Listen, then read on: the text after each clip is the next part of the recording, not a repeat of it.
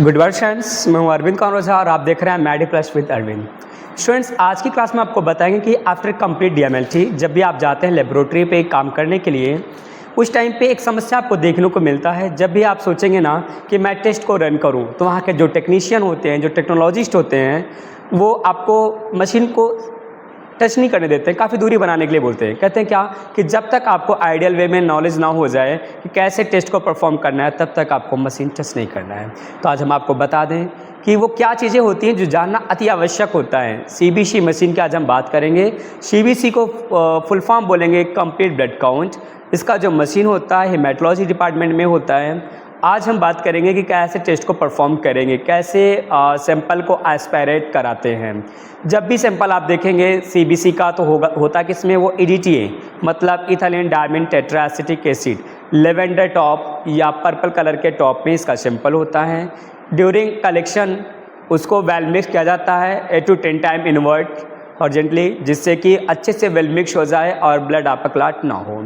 जैसे ही आपका sample laboratory में आता है तो उसको करते हैं क्या है, 10 to 15 मिनट्स के लिए रोटेटर पे रख देते हैं, जिससे वो क्या करता है, पूरी तरह रोल होता रहता है, जिससे कि एंटीकोगुलेंट से मिक्स रहता है और प्रॉपर वे में ब्लड अच्छे से वो मिक्स हो जाता है। और फिर उसके बाद में जब आपको टेस्ट को परफॉर्म करना होता है सीबीसी मशीन पर, तो हम क्या करेंगे, सबसे पहले हम वायल को उठाते हैं और देखते हैं क्या कि वायल में जो हमारा ब्लड है कहीं क्लॉट तो नहीं है। अगर ब्लड क्लॉट है तो प्रॉब्लम हो सकता है, प्रोब में वो उसमें ऑब्स्ट्रक्शन लग जाएगा, फंस जाएगा और टेस्ट परफॉर्म आपका नहीं होगा। अगर टेस्ट परफॉर्म होता भी है तो रिजल्ट में वेरिएशन देखने को मिलेगा। HB जो होगा वो कम आएगा, RBC की मात्रा भी आपको कम देखने को मिलेगा। इन सब चीज़ों को आपको ध्यान देना होगा, क्योंकि सबसे बड़ी बात होती है रिपोर्ट के साथ साथ मशीन के लिए भी आपको सेफ्टी। अगर आप नहीं देखोगे क्लॉट को और डायरेक्टली आपने उठा करके एस्पिरेट करा दिया तो प्रोब में आपका क्लॉट फंस सकता है। तो इसलिए कभी भी आपको सीबीसी मशीन पे जब भी आपको सैंपल को एस्पिरेट कराना है तो सबसे पहले आपको देखना होगा कि कहीं वो आपका ब्लड क्लॉट तो नहीं है। अब हम बात करें क्लॉट होने का, तो मत समझिएगा कि क्लॉट बिल्कुल ज़्यादा क्लॉट होगा तभी समझ में आएगा, ऐसा नहीं है।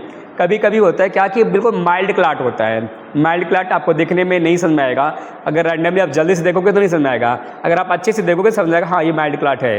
तो उस टाइम पे आपको सैंपल फिर से लेना पड़ेगा और वो जो आपका सैंपल होगा रिजेक्शन क्राइटेरिया के अंतर्गत आएगा।